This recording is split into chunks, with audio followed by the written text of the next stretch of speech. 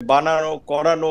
সেক্ষেত্রে আমরা যখন একাধিকবার পরামর্শ দিয়েছিলাম, এখানে আন্দালিব রহমান পার্থ, মান্না ভাই, জুনায়েদ সাকি এরকম কিছু লোকজন নেন, কারণ পলিটিক্যাল রাষ্ট্র একটা পলিটিক্যাল যন্ত্র, এইটাকে আপনি একেবারে নন পলিটিক্যাল ওয়েতে পরিচালনা করতে পারবেন না। তো দেখলাম যে গভর্নমেন্ট সহ উপদেষ্টা পরিষদের অনেকেই রাজনীতিবিদদের প্রতি আসলে খুবই একটা বিতৃষ্ণা, যে না তাহলে রাজনীতিবিদরা যদি এই গভর্নমেন্টে আসে তাহলে আমাদের কাজ কি। তো তারা তো এক বছরে আসলে যেই জায়গায় নিয়ে গেছে মানুষকে, একটা প্রচন্ড রকমের হতাশার জায়গায়। সেখানে তো প্রধান হিসেবে তো প্রধান উপদেষ্টাতে কিছু দায়িত্ব নিতে হবে। তবে তারপর আমি মনে করি যে বাংলাদেশের বর্তমান আহ, অভ্যন্তরীণ এবং বৈশ্বিক রাজনৈতিক প্রেক্ষাপটে ডক্টর মোহাম্মদ ইউনূসকে রেখেই আসলে উপদেষ্টা ওকে, পরিষদটাকে যদি আচ্ছা, পুনর্গঠন করা যায়, সেখানে মানে কিছু কেপাবল কিন্তু কিন্তু কিন্তু যুক্ত করা যায়, তবে একটা ভালো নির্বাচনের দিকে আমরা যেতে পারি। কিন্তু মান্না ভাই, সাকিব ভাই, উনারা তো পলিটিক্স করবেন, উনারা কি অন্তর্বর্তী সরকারে আসবেন? উনারা তো ইলেকশন করবেন, না, আপনি বলেছেন। এখন তো কেউ আসবে না। আমরা শুরুর দিকে তাহলে বলেছিলাম যে কাকে দিয়ে এখানে পাল্টাবেন? কিছু পলিটিক্যাল ফিগারকে আচ্ছা নূর সাহেব, নেন। কাকে দিয়ে এখন পাল্টাবেন? ধরুন আলাপ আলোচনা করলে, ধরেন খুঁজলে, আমাকে দায়িত্ব দিলে বা রুবিন ফারহানাকে দায়িত্ব দিলে তারা বের করবে, কিন্তু আমাদেরকে তো ওই দায়িত্বটা দেয় নাই যে আমরা না, খুঁজে আপনি বের তো করবো। আপনি এখানে তো ধরেন জনাব আমরা নূর, আপনি খুবই গুরুত্বপূর্ণ একটা পলিটিক্যাল পার্সন, তো আপনাকে কেমনে এই দায়িত্ব দিবে? আপনি তো আপনার ইচ্ছা মতো লোক যথা আমারে বসাই দিবেন ওখানে, যাতে আমি আপনারে ফেভার করি। রাইট না, তে- না কিন্তু আলটিমেটলি এখন এখন না, সেটা তো উচিত হবে না। সেইটাই ধরেন অন্যান্য সময় যে কেয়ারটেকার গভর্নমেন্ট গঠিত হতো, কিংবা এখন হুম, যে জুলাই সনদেও যে কেয়ারটেকার গভর্নমেন্ট হুম, গঠনের যে বিধানটা রাখা হয়েছে, সেখানে কিন্তু বলা হয়েছে যে সরকারি দল আপনার কেয়ারটেকার হিসেবে তিনজনের নাম দিবে, চিফ হিসেবে বিরোধী দল হুম। তিনজনের নাম দিবে, অন্যান্য পার্টিগুলো নাম দিবে, সেখান থেকে একজনকে ও, আপনার চুজ করবে বা বাছাই করবে। সো এখন যদি এক্সটেনশন করতে হয়, এখানে কিছু নিরপেক্ষ ব্যক্তিকে একটা ভালো নির্বাচনের জন্য সরকার চাইলে রাজনৈতিক দলগুলোর কাছে নাম চাইতে পারে, কারণ তারা গত এক ওকে, বছরে তাদের পিক অ্যান্ড চুজের যে উপদেষ্টা পরিষদ গঠন করেছে, সেই উপদেষ্টা পরিষদ এক বছরে যে ইমেজ তৈরি করেছে এবং যে কর্মকাণ্ডের দৃষ্টান্ত রেখেছে, এটা অনেক ক্ষেত্রে শেখ হাসিনার মন্ত্রিসভার লোকজনের সমান কাজ করেছে। কাজে ওকে, এইটা, এই অভ্যুত্থান পরবর্তী সরকারের চেহারা এরকম হবে, উপদেষ্টাদের চেহারা এরকম হবে, এইটা তো মানুষ প্রত্যাশা করে নাই। ওকে। জনাব নূরের বক্তব্যটাকে যদি আমি এক লাইনে সামারাইজ করি, তাহলে তিনি মনে করছেন নির্বাচন সরকার হচ্ছে ডক্টর ইউনূস সহ অন্য আরও কিছু ফিট উপদেষ্টা, যার নাম আসলে পলিটিক্যাল পার্টি থেকে নেওয়া যেতে পারে। বেশি রুমিন ফারহানা, এবার আপনাদের দুজনের প্রশ্নটি আমি আপনাকে দিয়ে শুরু করতে চাই। কিন্তু আপনি কি মনে করতেছেন যদি উপদেষ্টা পরিষদ পুনর্গঠন করতে হয় তাহলে ডক্টর মোহাম্মদ ইউনূসকেও বাদ দেওয়া উচিত? এক লাইনে যদি বলতেন, বা ডক্টর মোহাম্মদ। আমি তাই মনে করি। আপনি তাই মনে করছেন। আচ্ছা, এই প্রসঙ্গে একটু আপনাকে দিয়ে প্রশ্নটা শুরু করতে চাই, যে প্রশ্নটা জনাব নূরকেও একটু জবাব দিতে হবে। জনাব নূর অবশ্য কথাটা একটু তুলছেন, সেটা হচ্ছে 111 সরকারের শেষটায় সেফ এক্সিট কথাটা আমরা শুনছি, কিন্তু সেই 2007-এর সেই সরকারের সময়, সেই সময় আমরা সেফ এক্সিট ফখরুদ্দিন সাহেবকে বা মইনুদ্দিন সাহেবকে, আমরা জেনারেল মইনুদ্দিন সাহেবকে আমরা নিতেও দেখেছি আসলে, বা তারা একটা এই সেফ এক্সিটের ভাবনাটা ভেবেছেন। যদিও ফখরুদ্দিন সাহেব চলে গেছিলেন, মইনুদ্দিন সাহেব আরও কিছুদিন সেনাপ্রধান ছিলেন, কিন্তু সেফ এক্সিটটা তার মাথায় ছিল এবং তিনি কিন্তু বিদেশেই অবস্থান করছেন সেই চাকরি শেষ হওয়ার পর।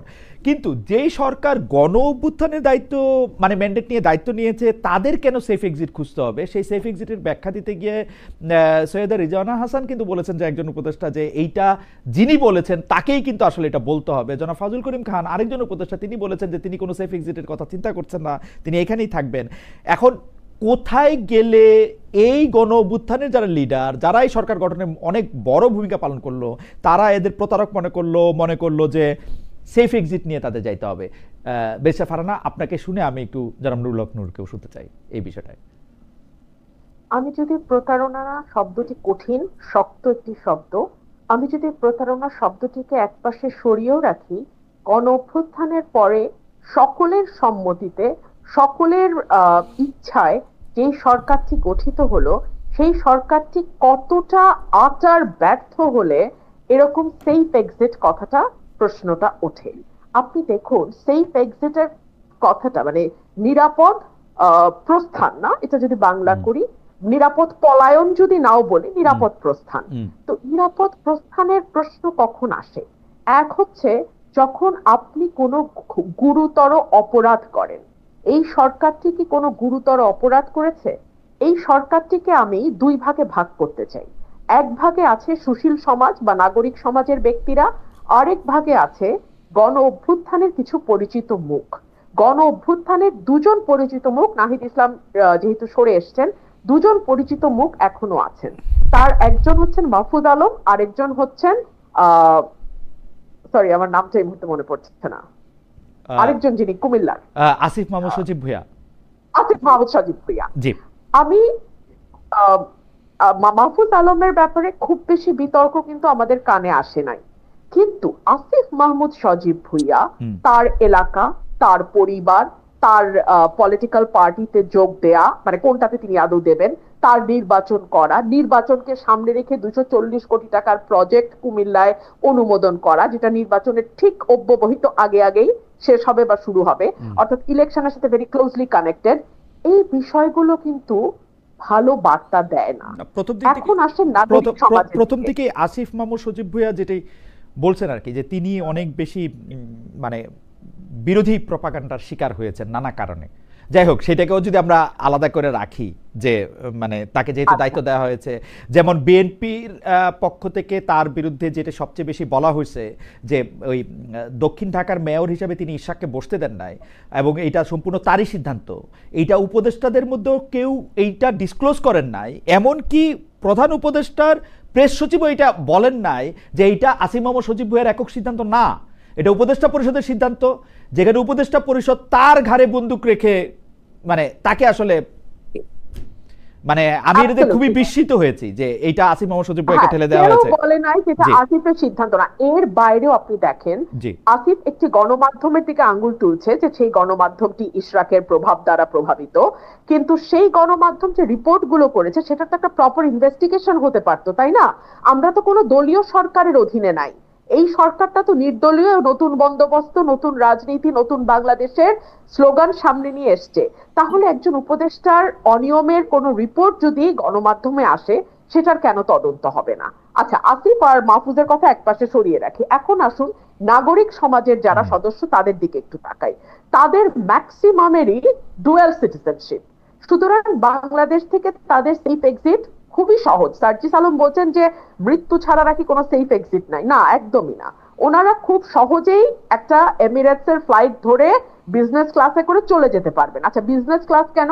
বিজনেস ক্লাস এই কারণেই যে উপদেষ্টাদের অনেকের ইপিএস এপিএস এর দুর্নীতি নিয়ে ফিরিস্তি রিপোর্ট ছাপা হয়েছে, এবং তার উত্তরে কেউ কেউ বলেছেন তারা মানে পিএস এপিএস সরিয়ে দিয়েছেন, কেউ কেউ আবার বলেছেন আমরা শক্ত করে বকে দিয়েছি।